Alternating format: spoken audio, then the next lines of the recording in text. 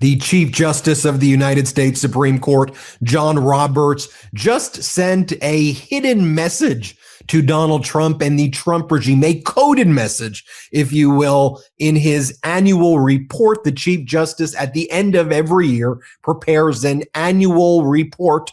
And this year, the Chief Justice was focusing on the enduring nature of the interplay between the Declaration of Independence and the Constitution, and through the dark times, through the good times, throughout all of America's history, since he says the 250 years since the Declaration of Independence. He says the Declaration of Independence and Constitution have set a framework for this country, and it will hold. But, I think if you ask me, it's a pretty weak and sheepish way. He doesn't mention Donald Trump's name once in this report. He doesn't mention the fact that the judiciary has been under assault. Notably in 2024, Chief Justice Roberts' annual report was filled with the biggest warnings, the biggest issues that the judiciary is going to face is what happens if there's an executive branch that doesn't follow our orders, and what happens if we lose legitimacy in the eyes of the people, and what happens.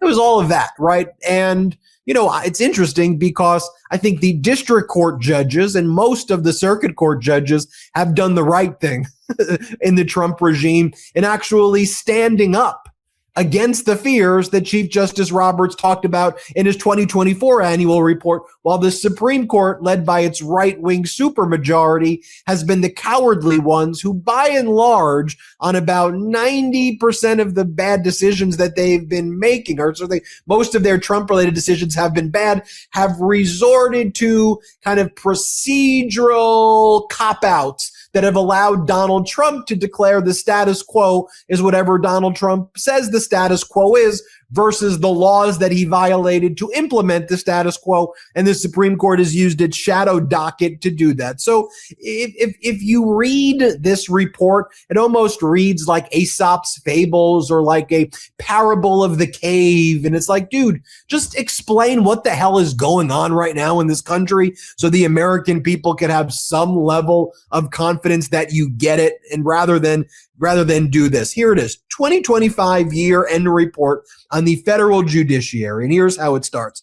250 years ago this week, a recent immigrant to Britain's North American colonies put the finishing touches on a manuscript in which he hoped to express the plain truths about his newly adopted home. It goes on to talk about how this individual is Thomas Paine. Benjamin Franklin took a liking to Thomas Paine, and he helped Thomas Paine launch his own newspapers, which Paine was the writer and editor for. Then Paine goes on to write Common Sense, and it's inspirational for the Declaration of Independence, and thereafter the Constitution. And it goes on to talk about how as Benjamin Franklin reportedly warned, we must indeed all hang together, or most assuredly we shall hang separately. By the way, I'm sure a lot of district court judges are like, yeah, you're forcing us to hang separately, you idiot. We're holding the line, Justice Roberts, and you're the one who keeps undermining the district court. So I'm glad you're sending these symbolic messages out, but you're the one who's having us hang separately. A quarter of a millennium later, Roberts writes, the Declaration of Independence stands as the one of the most widely read and emulated political documents in history. Beyond the preamble, the Declaration lists 27 grievances against the king and British rule and sets out a statement of political values based on Enlightenment principles. Well, how about those principles were no kings? And you were the one who granted Donald Trump absolute immunity, which Donald Trump is continuing to abuse right now, just as the three liberal justices during the absolute immunity oral argument warned exactly he would. But you were like, oh, but we got to worry about what if we chill the authority of the executive? They'll be too scared to do their job. Yeah, most presidents other than Donald Trump were not as scared to faithfully execute the laws that they were entrusted with executing. It's kind of rarely and uniquely Donald Trump is the one who's so scared about faithfully executing the laws and violating them because he continues to violate them. The report by Roberts goes on to talk about how if you open the U.S. Code today, you'll find the text of the Declaration of Independence on the first page. And this may come as a surprise to some readers.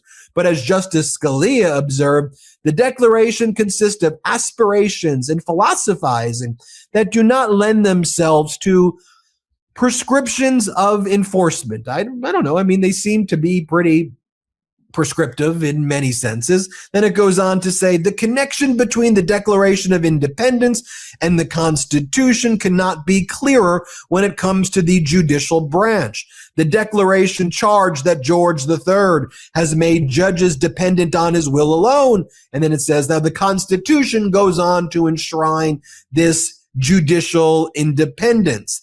Then it goes on to talk about at the end, as we approach the semi-quincentennial of our nation's birth. Dude, just say 250 years. In the words of Calvin Coolidge, spoken a century ago on the occasion of America's sesquicentennial, amid all the clash of conflicting interests, amid all the welter of partisan politics, every American can turn for solace and consolation to the Declaration of Independence and the Constitution of the United States with the assurance and confidence that those two great charters of freedom and justice remain firm and unshaken. True then, true now, signed Chief Justice John Roberts. I want to bring in Harry Litman of the Talking Feds YouTube channel, the Talking Feds Substack.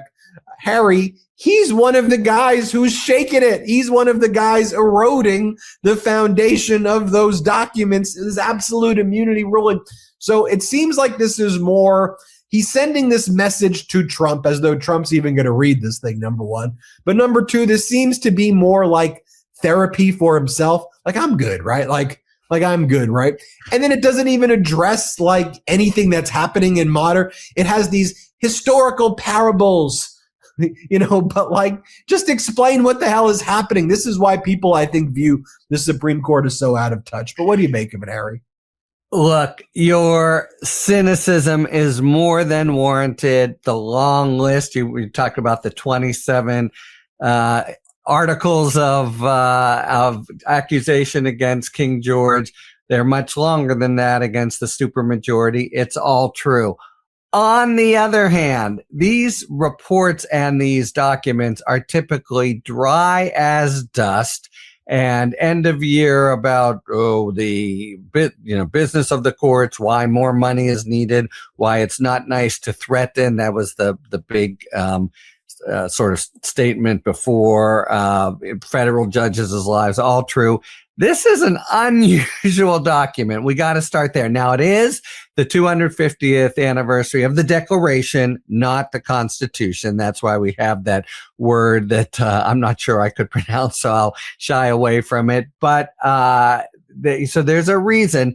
But the whole literary quality of, and it all leads to Thomas Paine, really the embodiment of the rights of the people as against the government. He could have been making this paean to the great, structures and the need for separation of powers and executive principles. This is really again and again about the people. And this is the court that after 49, bad decisions, and you're so right about the total abomination of the immunity opinion, came through in a pretty major way just a couple weeks ago in Trump versus Illinois. I'm not suggesting some big conversion, but the music here is really enlightenment-driven people and people's rights, as opposed to something about government and government structure. And one more thing,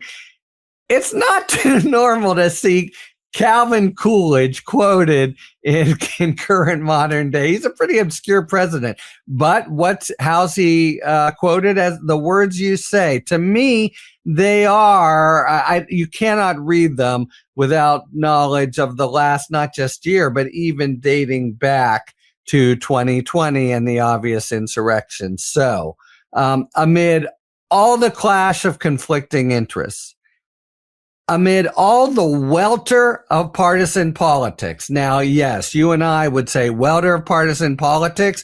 You mean one part trying to uphold the rule of law and another, in the partisan politics, trashing it, lying, etc.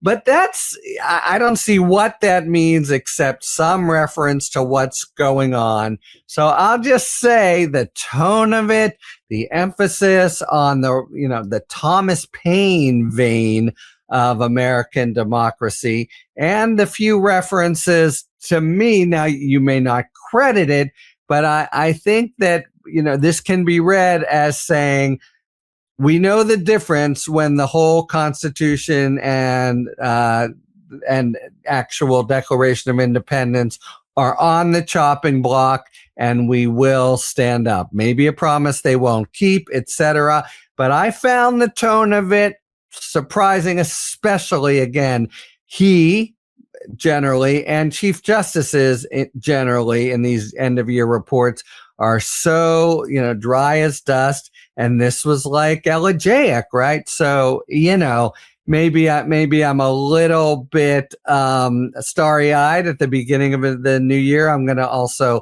lose 10 pounds and read 300 books this year.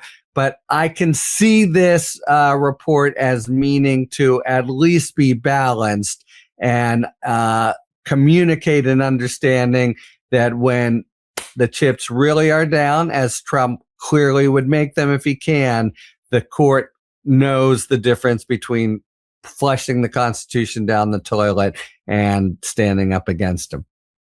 Maybe. Too cute by half for me, Harry. Just say, fair enough. Just say F you, authoritarian. We know what you're up to. cut the crap, and we're not going to be doing this shadow docket shit anymore. That's how. Yeah. I mean, but the reality is that these are urgent times, and I think why someone like Governor Newsom breaks through with the way his social media is he's just out there saying, F this guy, F this, we're not supporting tyrants. This guy's a dictator. Here are the issues, and in his own way and in a different way, why someone like a Bernie or a Mamdani or an AOC are resonating with you, because they're saying, here's what's happening. Let me explain it to you, and I think the frustration people have, it's putting it lightly, on the one hand is people who are treating this like these poetic, flowery, normal norm. Like, dude, we've got a guy who just ripped down the freaking East Wing of the White House